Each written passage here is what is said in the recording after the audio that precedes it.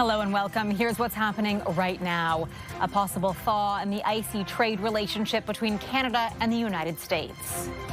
Canada and the United States have reestablished free trade for the vast majority of our goods. Tariff talk and a pledge from the Prime Minister. And at this time, we have multiple fatalities, multiple entrapments, and multiple injuries.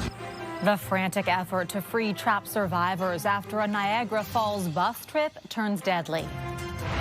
He could be a very unpatriotic guy. I mean, we're going to find out. I know nothing about it. Friends become foes. Why federal agents stormed the home of a former top Trump advisor.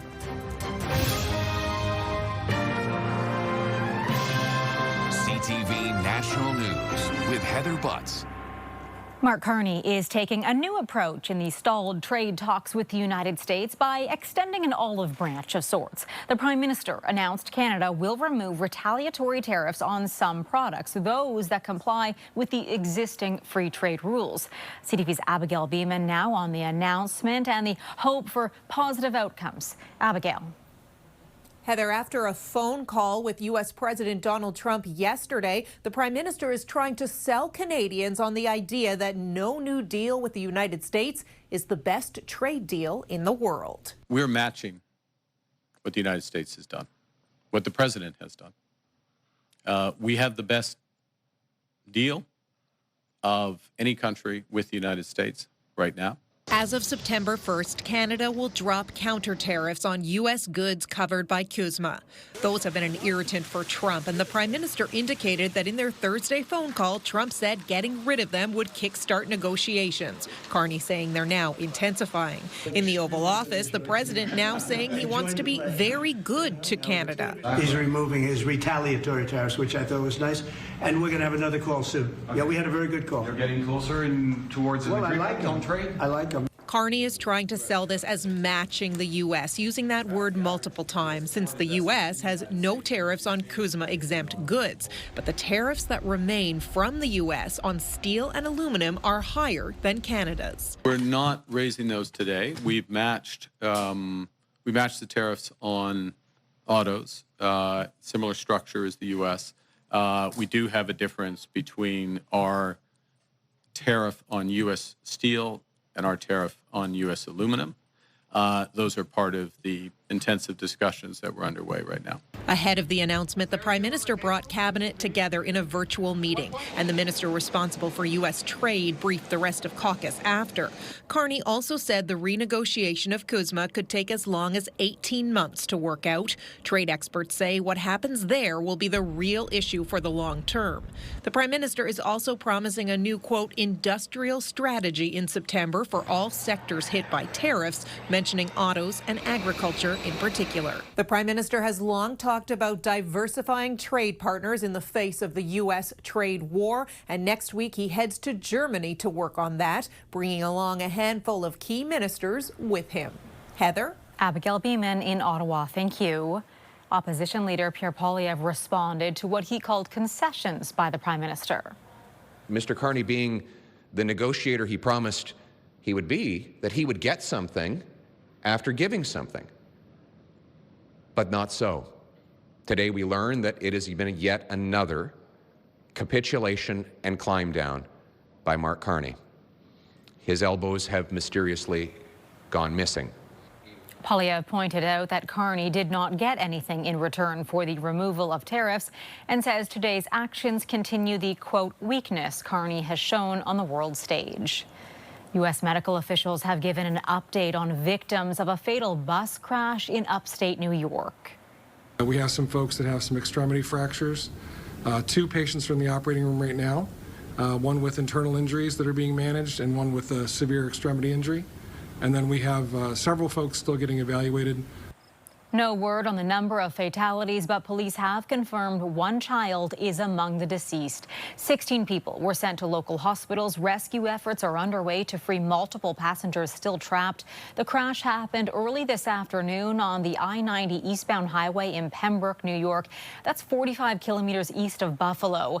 Officials say the bus lost control, hit the median, and flew into a ditch. There are concerns tonight for those who rely on disability benefits, with reports that people have not received them. CTV's Adrian Gobriel is following this story for us. And Adrian, what are you hearing from people about the delay in direct deposits?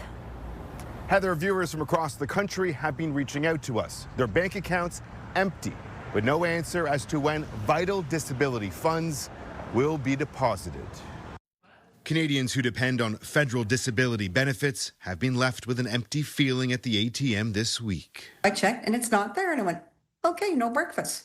In July, Ottawa began making payments through its new federal disability benefit that tops out at $200 a month for a total of $2,400 a year. It lets them buy some essential over-the-counter painkillers, maybe, pay for their food, pay a backlog of bills and debt, pay their rent. This past Thursday, Canadians living with a disability, like Victoria State, were supposed to receive the program's second payment. Many have been left empty-handed. Excuse me, you started a program for people who are struggling. CTV News called the Canada Disability Benefit Call Centre hotline. We were greeted with this voicemail. Due to a system issue, some Canada Disability Benefit payments issued by direct deposit for the month of August 2025 will be delayed. We apologize for the inconvenience. In March, Prime Minister Mark Carney eliminated multiple cabinet positions, including the now former Minister for Diversity, Inclusion, and Persons with Disabilities. Advocates say issues like this are proof that Carney's move was a mistake. This basically means that we are lumped into a huge portfolio that the current Minister of Jobs and Families is responsible for. So we are not a top priority. We asked the federal government for an explanation as to why payments haven't been made. A spokesperson didn't directly answer our question, saying in part, they are pleased to confirm that the majority of CDB payments are completed. A limited number of client payments remain outstanding due to an isolated systems issue. You don't start a program and then drop the ball. Thank you very much. You people are getting a paycheck. You got a paycheck because you can get food. I don't got a paycheck and I got new food. We've asked the federal government when all of the deposits are expected to be sent out across the country. As of our deadline, we've yet to receive a response. Heather. Adrian, thank you. Encouraging signs on Canada's economy today as June numbers show an increase in retail sales by more than 1.5%. So where are we seeing that increase in spending? Let's turn to CTV's Kamal Karmali for that. And also, Kamal, why we're seeing such growth when many predicted a recession. Heather, retail analysts say this growth doesn't necessarily show signs of a super strong economy, but it's not as bad as many expected given the trade war. Retail sales rose 1.5% to more than $70 billion. That's because all 9 Canadian sectors showing either no change or an increase in sales for June. The sectors with the highest increases compared to May: clothing with over 5% growth, building material with supplies with over 2%, and food and beverage seeing more than a 2% increase in sales. Across the country, Ontario saw one of the biggest retail sale increases at over 3%. Quebec remained unchanged, while BC and Alberta saw 1.5% and 1% increases in sales.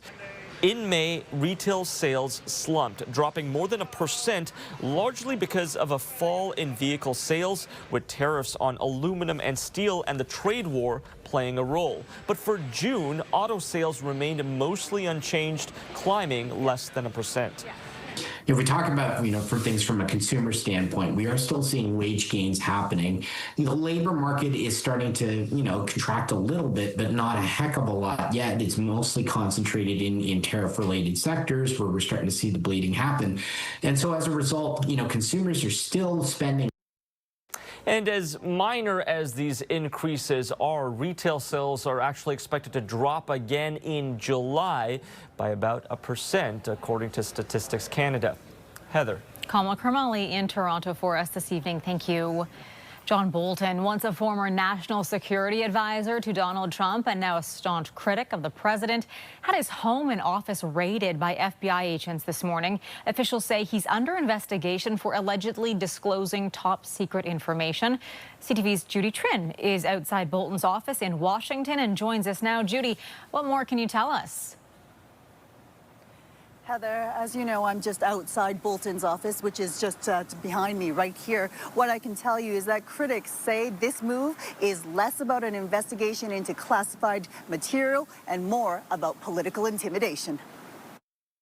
Just after dawn, federal agents armed with a search warrant showed up at the home of John Bolton, the former national security advisor to Donald Trump. The president said he wasn't aware of the raid. No, I don't know about it. I saw it on television this morning. I'm not a fan of John Bolton. He's a real sort of a lowlife. Bolton is reportedly under investigation for mishandling classified information. The head of the FBI, Kash Patel, posted, "No one is above the law." Since being fired by Trump during his first term, Bolton has turned into a fierce critic of the president's foreign policy. We're at risk of a self-destructive trade war being launched. The Putin KGB agent that he used to be sees Trump as an easy mark. It's unclear what evidence the FBI has. Bolton has not been charged. This is going to almost certainly be viewed as a selective and vindictive prosecution. Analysts say the Bolton investigation is part of a pattern of intimidation, the most visible being Trump's deployment of the National Guard in Washington, D.C. to crack down on crime. It's better than it has been in years. And in a couple of weeks, it's going to be even far better than that. Hundreds of troops sent by governors of Republican states are now patrolling the Capitol, a city that voted overwhelmingly Democrat. This is pure political intimidation by Donald Trump. That's what it's about. It is performative politics, but it's going to be very expensive because calling up all these National Guard troops from around the country, and the federal government is going to be footing the bill for this. Now, critics say that Senate Democrats could be a check on Trump's power, but to do that, they would have to vote to shut down the government and cut off all funding. Now, Heather, as for John Bolton, he's been previously investigated for leaking top secret information, presumably when he published his book in 2020. However, that investigation did not result in any charges and was closed by the Biden administration. Heather. CTV's Judy Trin outside Bolton's office in Washington for us this evening. Thank you, Judy. The UN declaring today that famine has taken hold in Gaza City, and without action, it will get worse. It is a famine that asks, but what did you do? A famine that will and must haunt us all. A new report says more than 500,000 people in the war-torn city are facing starvation, destitution, and death. UN Chief Antonio Guterres calls the situation, quote, a man-made disaster, moral indictment, and a failure of humanity. However, Israel rejects the report, saying the conclusions are based on Hamas lies and ignore extensive humanitarian efforts. The report comes as Israel presses forward with its offensive in Gaza. Israel's defense ministry saying the city will be destroyed if Hamas does not agree to disarm and release all hostages. Coming up, a sudden explosion destroys a home and unites a neighborhood. The first kid jumped, Patrick caught him. The second kid, we got him. How courageous bystanders came together to rescue an Ontario family who awoke to find their home engulfed in flames. A harrowing escape for an Ontario family early this morning, rescued by neighbors as their home was destroyed by flames. And we just like, yo, just jump, just jump. The first kid jumped, Patrick caught him. The second kid, we got him. And then the husband and wife, we got a ladder from the neighbor. The homeowner in Georgetown, about an hour from Toronto, says her family was awoken by a series of loud booms. It appears a powerful electric fire erupted in the garage where 2 electric vehicles were parked. The family of 4 had to escape out a bedroom window and scream for help from the roof. The house is now barely recognizable. It is not considered suspicious, but the Ontario Fire Marshal is investigating. New details have been revealed about the investigation into two missing young children who vanished from their Nova Scotia home in early May. 6-year-old Lily Sullivan and 4-year-old Jack were reported missing on May 2nd. Court documents show their mother, stepfather, and biological father all took polygraph tests and all were found to be truthful. During a search, a piece of a pink blanket was found. The parents confirmed it was Lily's. Documents show another piece of that blanket was found in the trash at the end of the driveway. The investigation is ongoing. The search for the remains of Ashley Shingoose is now underway at a Winnipeg area landfill. She's one of 4 women murdered by convicted serial killer Jeremy Skibitsky. The family of another victim believe her remains are there too, and the Manitoba government recently announced it will fund that search as well. CTV's Alex Carpa reports. Susan Caribou often comes to the Brady Road landfill to sing and drum. It's her way of connecting with her niece Tanya Nepanak, who has been missing since 2011. I'm not gonna give up. I want to bring her home. Investigators believe Nepanak's remains are at the landfill. Winnipeg police conducted a 6-day search in October 2012, but that was unsuccessful. But last week, Manitoba's premier said the words Caribou has been waiting a decade to hear. We are making plans to search for Tanya Nepanak as well. I was surprised. I was shocked. The new development is connected to the search for another woman, Ashley Shingoose, which has begun at the same landfill. She was one of 4 women killed by convicted serial killer Jeremy Skibitsky in 2022. Premier Canoe said they started a test phase in the search for Shingoose here at the Brady Road landfill, with a small team beginning excavations to determine what a search will look like. But once that search for Shingoose is complete, then the premier says they will look for Nepanak. Nearly 14 years later, Caribou says they have been left with no answers, but this latest news is the closest Caribou says she has come to finding out what happened to her. And it's been a long, long fight. But I love her so much. Many Indigenous families hope this search will lead to others. Nobody's final resting place should be in a garbage dump, and regardless of whether they're Indigenous or not, the expense or the effort of searching landfills for loved ones is really important. As for Caribou, she is relieved at the promise of a search, but wants to see action. We're going to bring Tanya home this time. All she wants is for her niece to be returned home for a proper burial, which she says will provide much-needed closure for the family. Alex Carpa, CTV News, Winnipeg.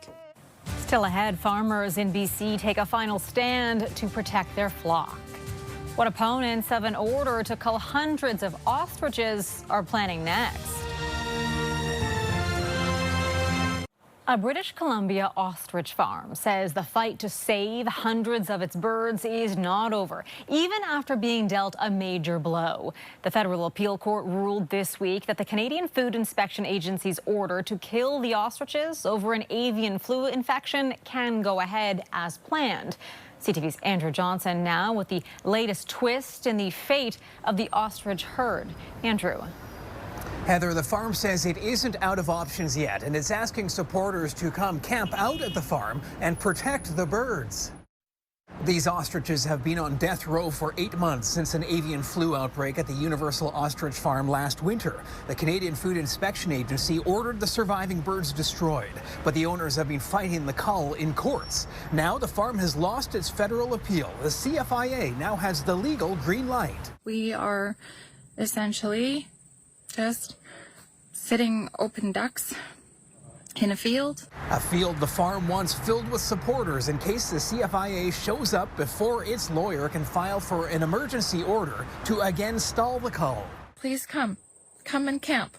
Come and hang out with us. Let's just stay strong and let's come up with some sort of a game plan together. Animal advocates say given how much time has passed, the CFIA should reconsider. What would be the right move for them is to still back off and say, look, the context has changed. We thought it was important to kill these birds 8 months ago. It probably no longer is. The farm argues the hundreds of ostriches that survived the outbreak are healthy and should be studied. A virologist says it's very difficult to determine if the birds are safe, and killing them is the only reliable way to prevent the spread of avian flu.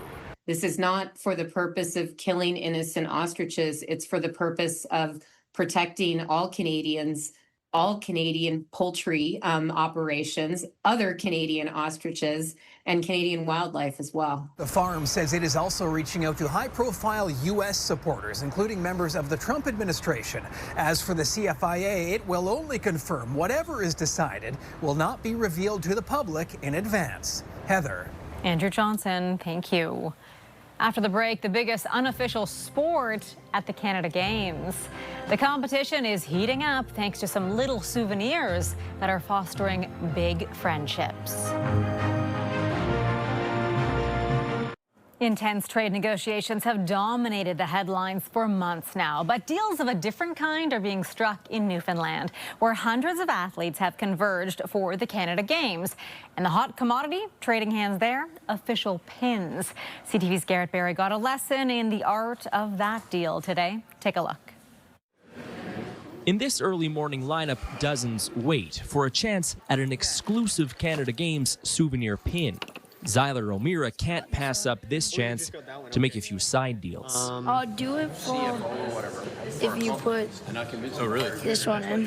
Zyler and his cousin Willa are some of the youngest participants in the biggest unofficial sport in the Canada Games, pin trading. Oh, thank you. I traded the whale for a potato. They're not quite medals, but these pins might be the second best bit of hardware you can take home with you this week. We have a lot of free time, so I like to go around and just talk to random people and just make fun of it, and it's just fun to bargain. What I'm trying to do is get enough bags so they can say, yep, that's enough for a whale pin. A tradition at the Canada Games for decades. It's something that everybody can do. So not everyone stands on the podium, but everybody can go out and trade some pins. Official supplier Laurie Artist Limited says pin fever has reached new heights here in St. John's. When we first started, we really wanted to make sure that we've got kids from PEI talking to kids from Newfoundland or BC or Nunavut or what have you. And there's nothing easier than just, do you want to trade a pin? And the most dedicated are taking on this rowing challenge in downtown St. John's, where a 60-second workout on this machine will win you a St. John's pin. There are 240 different pins to collect at this Canada Games, a full set nearly unheard of. I just want as much pins as I can. So some are rarer and more valuable than others. The prize of the day, an exclusive whale pin, which Zyler charmed his way into this morning. Garrett Barry, CTV News, St. John's. It's a great tradition, and Garrett, I hope you received a pin. That is our newscast for this Friday evening. I will be back later tonight with CTV National News at 11. I hope you can join us. I'm Heather Butts. Your local CTV News starts right now.